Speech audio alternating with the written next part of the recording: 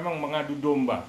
Nah, jadi saya pikir KPU mesti bertindak, dan saya pun akan melakukan laporan ya, akan melaporkan KONI ya kepada.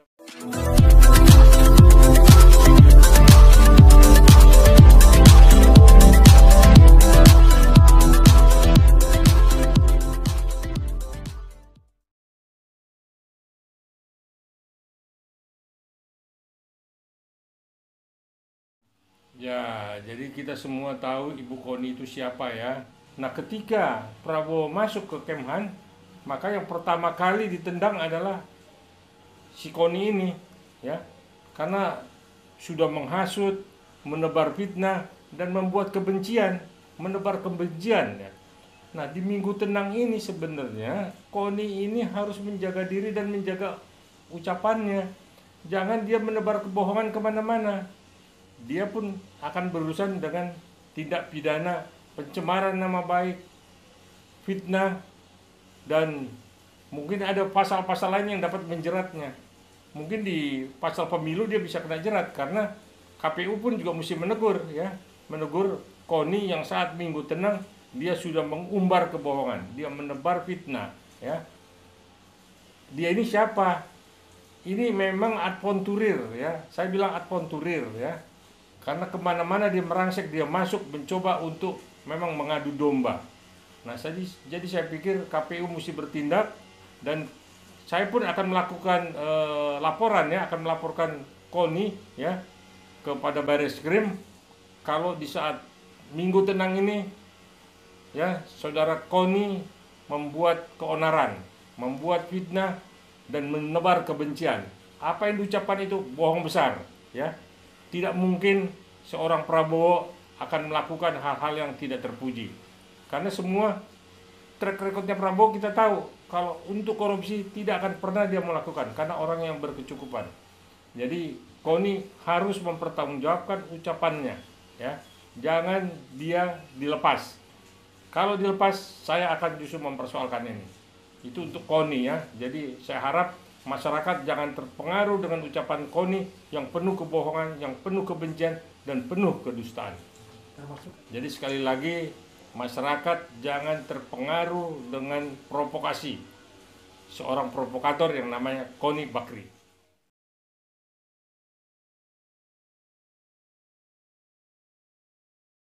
Mana dia tahu, kalau Prabowo sudah memang nanti jadi presiden, wakilnya Gibran-nya. Selama 5 tahun ya Prabowo yang memimpin dengan wakilnya Gibran. Jadi kalau dibilang dia 2 tahun Prabowo nanti dilengsarkan, siapa yang mau lengsarkan? Ini kan mulut besar nih. Dari mana? Emang dia dukun? Memang dia serba tahu? Tidaklah, ngerti politik pun tidak.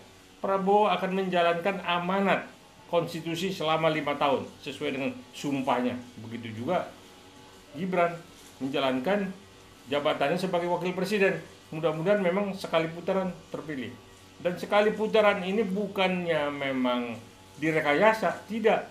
Tapi memang kelihatan akar rumput masyarakat, rakyat Indonesia menghendaki satu putaran. Karena tidak satu putaran pun dibilang, kalau nanti pemilihnya akhirnya Prabowo mendapat 51, saya pikir itu sekali putaran. Jadi nggak usah dibolak-balik ceritanya seolah-olah ada misi, ada apa, tidak. Pemilu adalah pesta rakyat yang jurdil dan luber.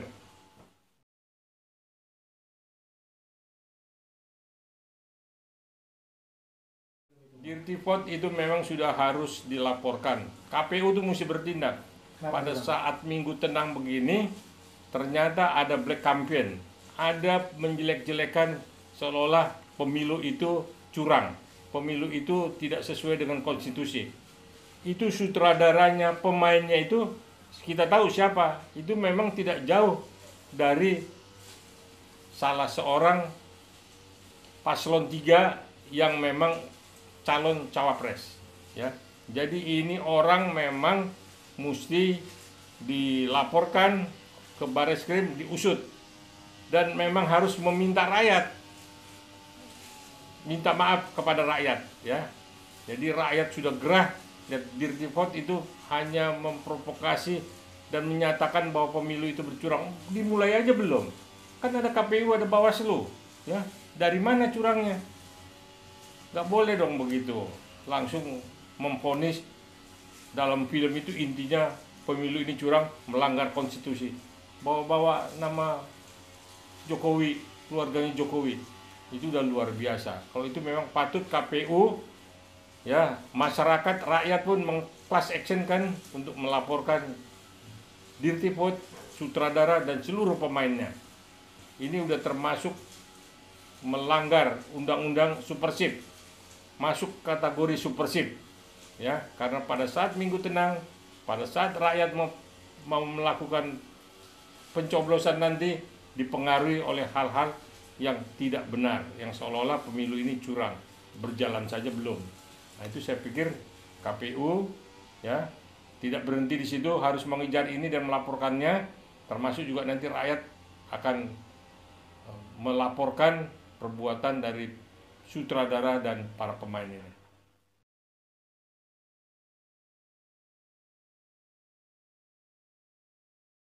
Kalau Ahok kan semua tahu lah, Ahok ini kan memang mulutnya sendiri memang ember, ya. Dia seolah dia paling pintar, tidaklah, justru dia yang paling bodoh, ya, paling bodoh, paling tidak ngerti apa-apa. Dia mesti saat-saat mau pemilu seperti ini, mau pencoblosan seperti ini, dia tenanglah, nggak usah dia menyerang pribadi seseorang, menyerang pribadi Jokowi, menyerang pribadi Prabowo. Memang dia jadi gubernur dulu dari mana? Dari Wagub. Jadi gubernur kan Gerindra dulu yang mendukung, yang memainkan semuanya.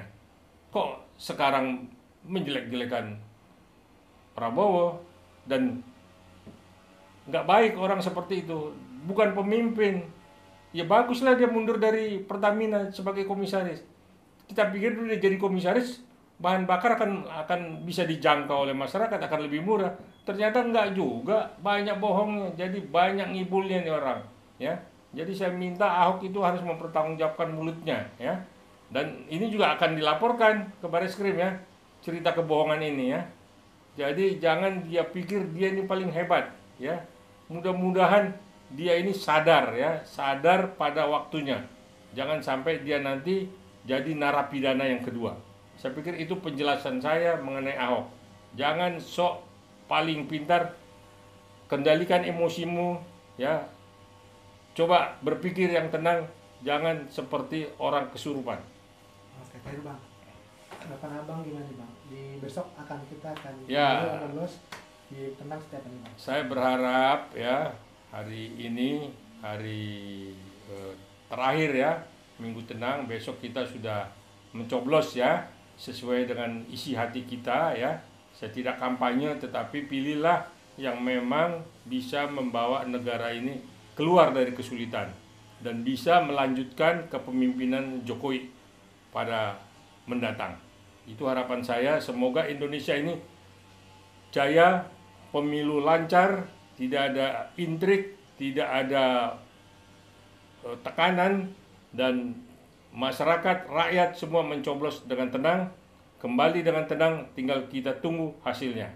Jadi kita tidak usah dulu buat statement, pasti rakyat sudah cerdas siapa yang akan dipilihnya. Terima kasih. Jangan lupa ya di subscribe dan nyalakan lonceng notifikasinya.